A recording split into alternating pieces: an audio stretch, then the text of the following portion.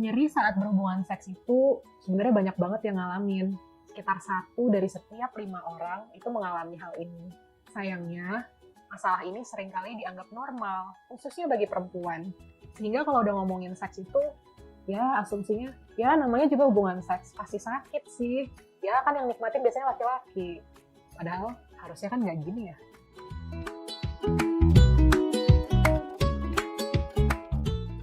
Bagi perempuan, penyebab paling umum dari rasa nyeri ketika berhubungan seks adalah kurangnya lubrikasi atau pelumas alami dari dalam vagina. Sehingga ketika berhubungan seks, akibatnya penis dan vagina bergesekan tanpa pelumas nih, kurang cukup pelumasnya, jadi nyeri, mudah lecet, mudah luka. Ini yang bikin seks jadi nggak nyaman.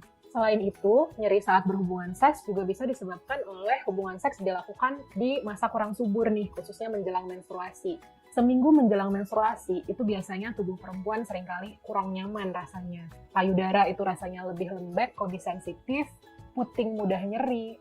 Sensasi sakit tuh lebih intens dibandingkan di saat masa subur. Nah, sebaliknya kalau hubungan seks dilakukan di masa subur, itu justru toleransi terhadap rasa sakit tuh lagi tinggi-tingginya. Jadi ketika hubungan seks dilakukan di masa subur, jauh lebih nyaman nih rasanya bagi perempuan. Karena ya lagi nggak ada rasa sakit, seru aja gitu. Relax, santai, tenang, nikmat aja. Satu lagi, nyeri saat berhubungan seks juga bisa terjadi karena infeksi. Misalnya infeksi saluran kemih atau infeksi menular seksual. Nyeri saat berhubungan seks lebih banyak terjadi pada perempuan.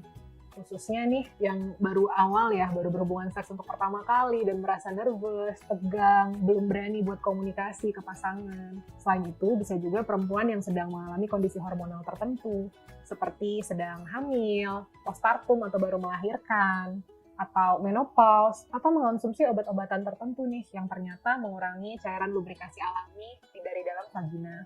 Selain itu, nyeri saat berhubungan seks juga bisa dirasakan oleh perempuan dengan kondisi medis spesifik. Misalnya nih, penderita vaginismus, yaitu suatu kondisi yang membuat otot vagina berkontraksi dan susah untuk dipenetrasikan oleh penis gitu. Sehingga jadinya penis susah masuk dan kalau dipaksain tuh rasanya sakit banget.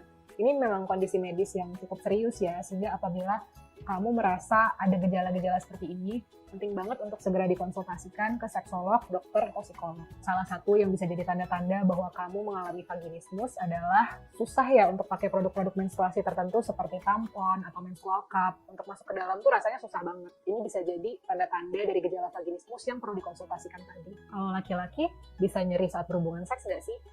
Meskipun lebih jarang daripada perempuan, laki-laki juga bisa merasakan nyeri ketika berhubungan seks. Misalnya karena penis terlalu sensitif.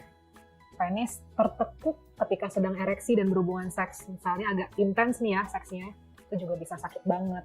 Atau ada infeksi-infeksi tertentu nih, misalnya infeksi menular seksual.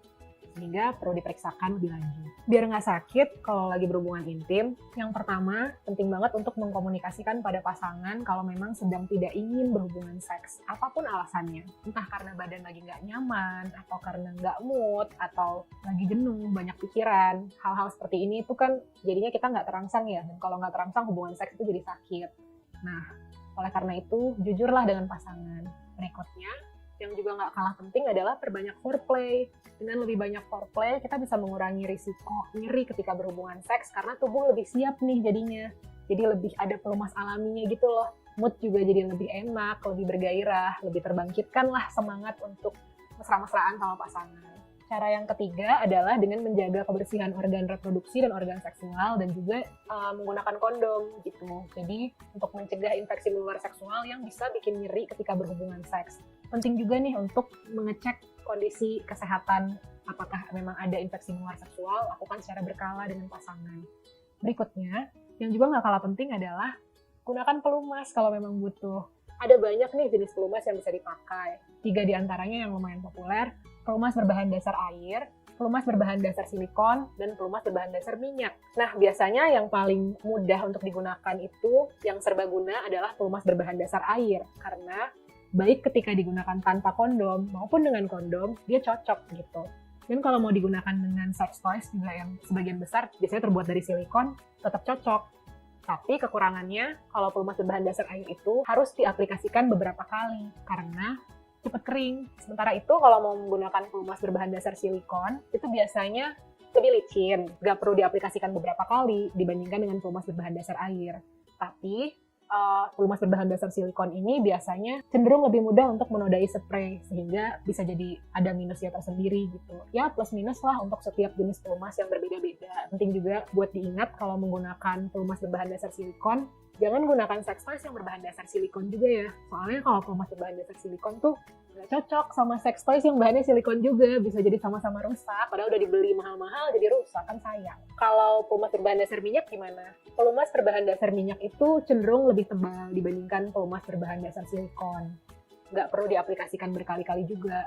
Tapi pelumas berbahan dasar minyak nggak cocok dengan kondom berbahan dasar latex, karena kondom bisa rusak ketika kita pakai pelumas berbahan dasar minyak. Dan kalau kondom rusak, atau ya kondomnya jadi tipis gitu gara-gara pakai pelumas berbahan dasar minyak, kita tuh jadi lebih berisiko untuk terkena infeksi menular seksual seperti gonorea, chlamydia, HIV, begitu kan. Nah, selain itu kita juga jadi lebih berisiko untuk mengalami kehamilan yang tidak direncanakan. Jadi, bebas aja sih mau pakai pelumas bahan dasar apapun, yang penting sesuai dengan kebutuhan. Cara ngeceknya gimana? Cek aja bahan dasarnya, biasanya di belakang pelumasnya itu ada informasinya gitu. Dan kalau untuk pelumas berbahan dasar air, bahkan kadang-kadang ditulis di depan kemasannya gitu, pelumas berbahan dasar air. Jadi gampang kok buat belinya, gampang milihnya, ajak aja pasangan, explore bareng. Sebenarnya sih semua jenis nyeri, kalau bisa ya dicari solusinya ya, jangan dinormalisasi. Tapi memang ada kondisi-kondisi medis tertentu yang butuh perhatian lebih serius, misalnya nih, seperti yang saya jelaskan soal vaginismus tadi, atau infeksi saluran kemih, atau infeksi menular seksual. Semakin cepat ditangani, semakin baik. Jadi jangan ditunda-tunda ya.